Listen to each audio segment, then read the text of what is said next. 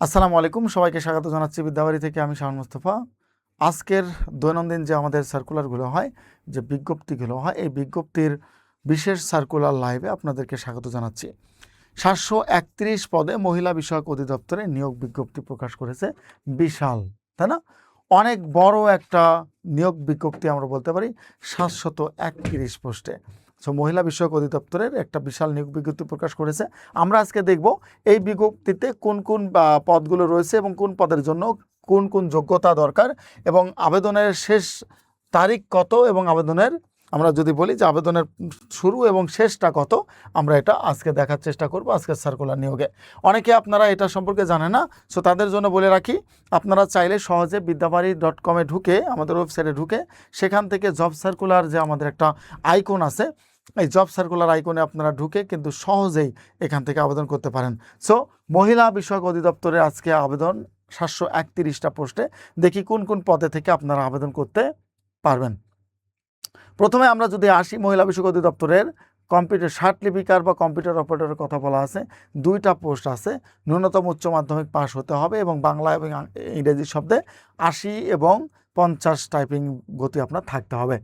Trade instructor জেলা পর্যায়ে 13তম grade, বেতন স্কেল 11,000 থেকে শুরু করে 26,000। এখানে দেখেন অনেকগুলো পোস্ট, 97 জন, 97টি হচ্ছে ট্রেড ইনস্ট্রাক্টর, 97টা পোস্ট।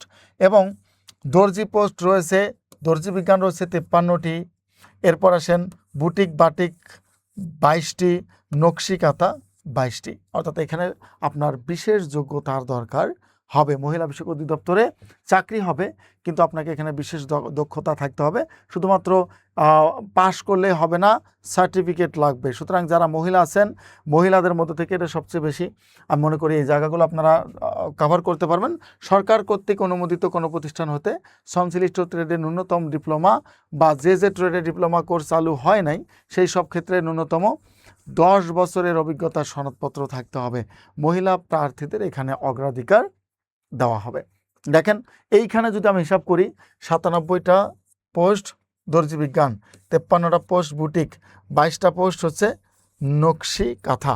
সো নকশি কাঁথার 22টি। অর্থাৎ আপনারা যদি ট্রেড ইনস্ট্রাক্টর জেলা পর্যায়ের নিয়োগগুলো দেখি, এখানে ভাগ ভাগ করে দিয়েছে। দর্জি বিজ্ঞান 53, 97টা ইনস্ট্রাক্টর, আবার 53টা হচ্ছে বাটিক, 22টি হচ্ছে নকশি কাঁথা পোস্ট এখানে মেনশন করে দিয়েছে।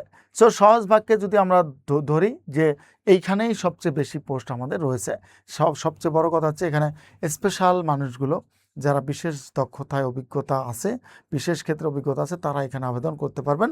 আপনারা যারা এখানে অভিজ্ঞতা আছে তারা অফকোর্স জানেন যে এটা রিলেটেড জব, সুতরাং আবেদন করেন। একবার চোখ বন্ধ করে আমি বলবো, চোখ বন্ধ করে এখানে চাকরিটা আপনার হয়ে যাবে। কারণ এগুলো সাধারণ চাকরিগুলোর ক্ষেত্রে অনেকগুলো আবেদন পড়ে, নানান ধরনের আবেদন হয় এখানে। আর এখানে একমাত্র আপনারা যারা যোগ্য তাদেরকেই করা হবে। এখানে কি তাদের জন্য এই পদটা মেনশন করে দেওয়া আছে। এরপর আমরা যদি আসি, 60 মুদ্রাক্ষরিক কাম কম্পিউটার অপারেটর, কততম গ্রেড? 14তম গ্রেড। এখানে কয়টা পদ আছে? 6টা পদ আছে। ন্যূনতম উচ্চ মাধ্যমিক পাস। এবং এখানে মনে রাখবেন একটা জিনিস, বর্তমান প্রেক্ষাপটে যা হচ্ছে সেটা যদি আপনাদেরকে আমি সহজভাবে বলি, যে বর্তমান প্রেক্ষাপট যেটা বলতেছে, আপনি যদি কম্পিউটার না জানেন, আপনি যদি কম্পিউটারে দক্ষতা না থাকে, আপনি কোথাও জায়গা পাবেন না। কি পাবেন না?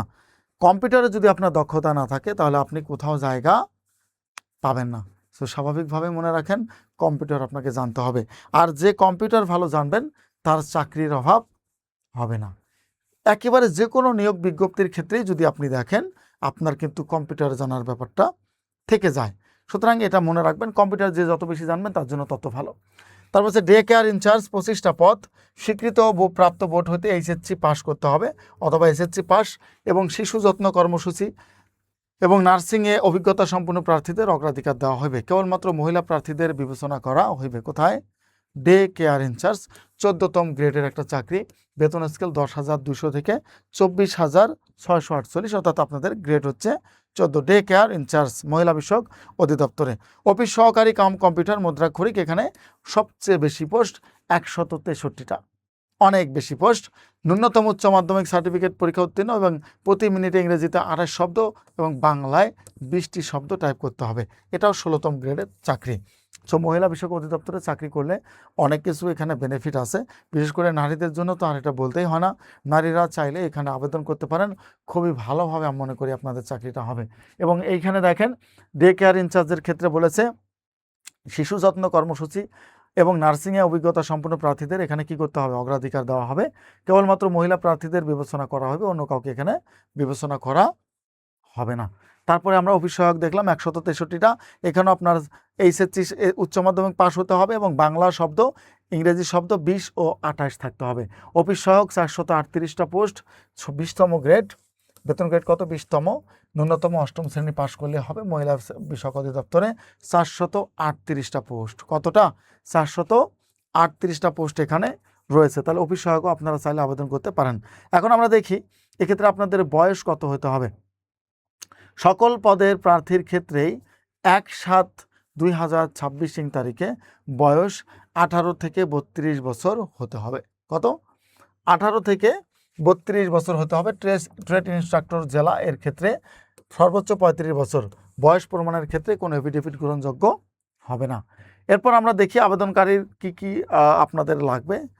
সর্বশেষ আপনাদের এনওসি নিতে হবে এবং আবেদন কত তারিখ থেকে কত তারিখ পর্যন্ত চলবে এটা নিয়ে একটু আলোচনা করব।